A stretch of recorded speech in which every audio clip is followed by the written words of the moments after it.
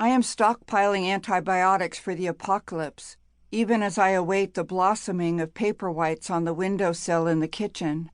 The news of late has captured the fever dream of modern life.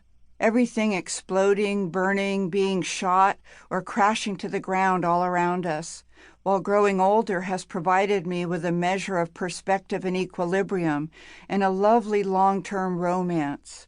Towns and cities, ice fields, democracy, people, all disappear while we rejoice and thrive in the spring and the sweetness of old friendships. Families are tricky. There is so much going on that flattens us, that is huge, scary, or simply appalling. We're doomed, stunned, exhausted, and over-caffeinated. And yet, outside my window, yellow roses bloom, and little kids horse around, making a joyous racket. In general, it doesn't feel like the light is making a lot of progress. It feels like death by annoyance.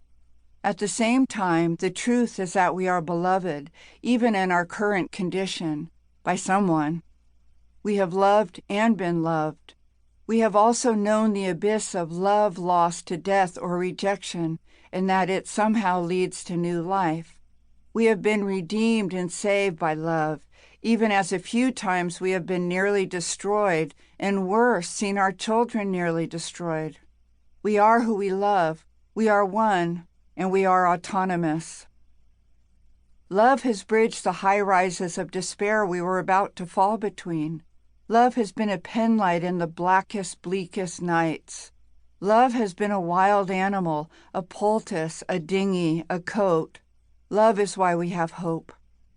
So why have some of us felt like jumping off tall buildings ever since we can remember, even those of us who do not struggle with clinical depression?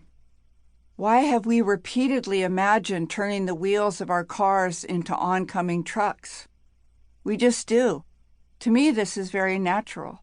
It's hard here. There is the absolute hopelessness we face that everyone we love will die, even our newborn granddaughter, even as we trust and know that love will give rise to growth, miracles, and resurrection. Love and goodness and the world's beauty and humanity are the reasons we have hope. Yet no matter how much we recycle, believe in our Priuses, and abide by our local laws, we see that our beauty is being destroyed, crushed by greed and cruel stupidity.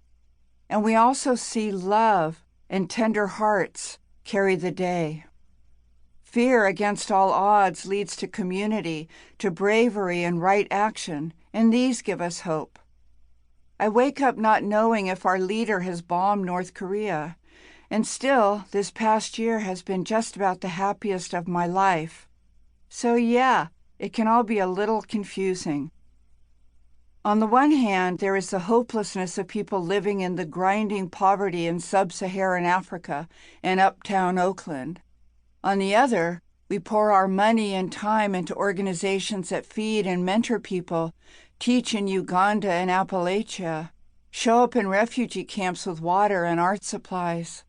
People like us all over the world teach girls auto repair and electrical installation, teach boys to care for babies. Witnessing this fills me to bursting with hope. I have never witnessed both more global and national brutality and such goodness in the world's response to our own. And then there are our families of origin. Some of us grew up in the alternative universe of unhappy marriages, where we accepted as normal desperate parental need and bizarre sights just short of a head on a stick. I'm sure your family was just fine, and the template of love you grew up with was kindness and mutual respect, delight in each other, patience with a spouse or a child's foibles.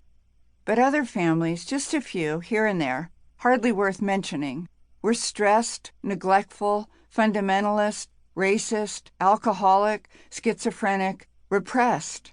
Brothers and sisters didn't always survive. We became jumpy perfectionists. T.S. Eliot wrote, "Teach us to care and not to care. Teach us to sit still."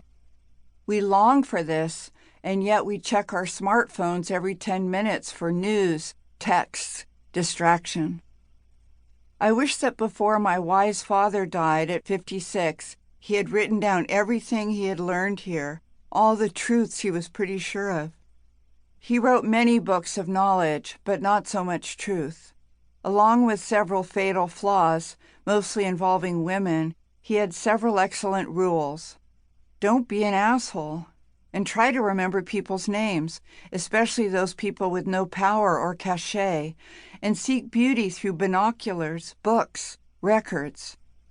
But truth, what did he know that might have helped his children steer their boats a little straighter?